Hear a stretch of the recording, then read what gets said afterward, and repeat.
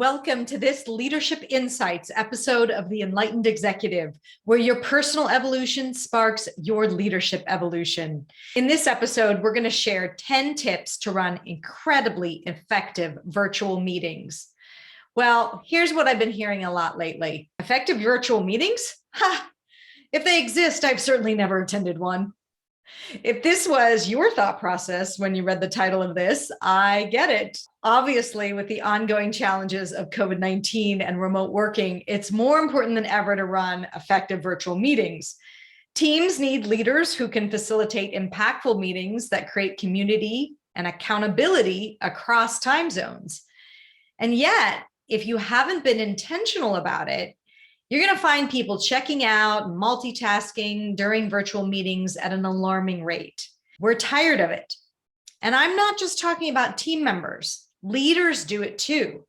According to a Harvard Business Review study, managers who multitask during meetings are 2.2 times more likely to have their direct reports also multitask in meetings. My own team is virtual, and I've been facilitating leadership development programs virtually for years.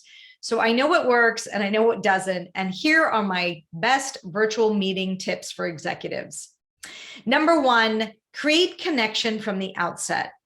When time's tight and you're separated by screens, of course, it's tempting to dive right into the work, but getting right to work is actually less effective in the long run.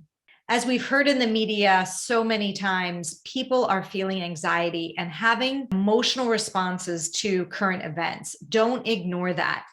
Giving people some space to share their current state of mind creates connection and demonstrates you're a leader who has heart.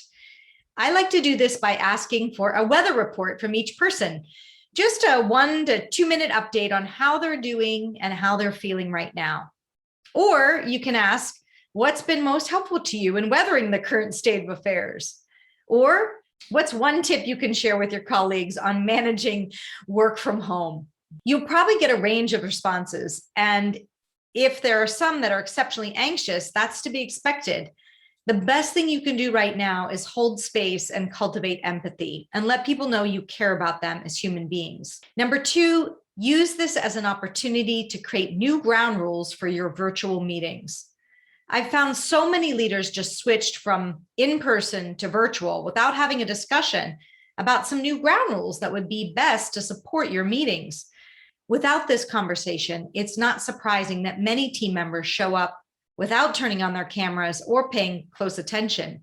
Since more of your team is working remotely, you'll be running more meetings virtually, of course, and now is the time to put these rules in place, even if you haven't done it already. A few virtual meeting best practices: default to using video cameras as a standard practice. Only allow phone-in dial-in if there's an extenuating circumstance. Let your team members know how important effective communication and connection is when you can see each other's faces. That said, being on video all day can be exhausting. So some companies are instituting a no camera Fridays to create the right balance. Think about what might work best for you and your team. Practice the art of brevity. Include a 2-minute share rule unless giving longer updates. And remember that silence means alignment. So team members have to speak up and share their thoughts if there's something that they're disagreeing with. Don't be shy about asking for clarification and really encourage people to use the chat box if necessary. Number three, decide as a group how you're going to handle tangents and derailers. When we're meeting in person, it's easier to read body language and realize, oops, I've been ranting about this Instagram algorithm for 7 minutes now. But when we're in a virtual meeting, it's harder to read those cues. And we're all a bit more easily distracted. So invite your team to collaborate and agree on the best way to deal with tangents and derailers. One team I worked with had a code gesture of holding up 2 fingers like bunny rabbit ears. This meant, I'm checking in. Is this on topic for our current meeting objective, or are we possibly going down a rabbit hole? Or you can simply make it okay to ask, how does this relate to our meeting target? Have this conversation on the right way to check in on alignment during your ground rules meeting so you can make sure you're getting started off on the right foot. Number 4, set the tone of virtual meetings by reminding everyone that being a supportive team member means being present. So it's hard to feel supported by your teammate if they're not paying attention to your presentation or not listening to the information you're sharing. So staying present in a virtual setting can be especially hard, but it's how we show our coworkers that we're there for them in moments of crisis. Showing up, contributing to conversation, supporting each other, that's how teams survive. Number 5, be incredibly clear about the goal of your meeting. We've all emerged from a meeting that made us wonder, what was the point of that? Since we need to work extra hard to retain attention in virtual meetings, it's even more important to define exceptionally clear goals for your meeting. We also need to communicate that goal at the outset. Some examples of clear meeting goals. At the end of this meeting, we'll feel aligned about how to handle supply chain issues. Or at the end of this meeting, we'll have clear communication guidelines on how to engage our team about the changes we're making due to coronavirus. And where do we share those incredibly clear meeting goals? In the meeting invite, in the meeting agenda, at the opening of the meeting, and at the end of the meeting to check in and summarize how well your target was met. Number 6, use the DIS framework to define the goal of your meeting. Not sure about the purpose for a specific agenda item? Use this DIS framework to be clear about what kind of conversation you'd like to have. Is it one that's considered decide? The team is going to make a decision about which agency to hire or which supplier to use. Or I, input, you're gathering input from your team about something, how they feel about the healthcare benefits, or their thoughts on a new marketing campaign. Or S, share feedback or key information. You're passing on feedback from other sources, what the diversity consultant said, or how the client responded to the first draft. The best virtual meetings are clear at the outset so that participants know what type of conversation they'll be having. And then they know how you want them to participate. Number 7, call on attendees to increase engagement. When I attended Harvard Law, my professors used the Socratic method in the classroom. It was a great motivator to come prepared in case it was your lucky day and the professor called on you. Likewise, I believe gently but randomly calling on meeting attendees keeps everyone engaged and paying attention. A few basic question ideas. What are your thoughts on that, Sarah?